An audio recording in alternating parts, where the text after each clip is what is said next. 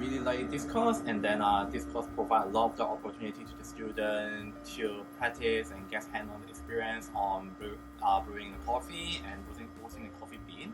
Apart from that, this course have a sufficient theory to explain what kind of adjustment will lead to what kind of the different results, like changing the flavor or changing your coffee taste.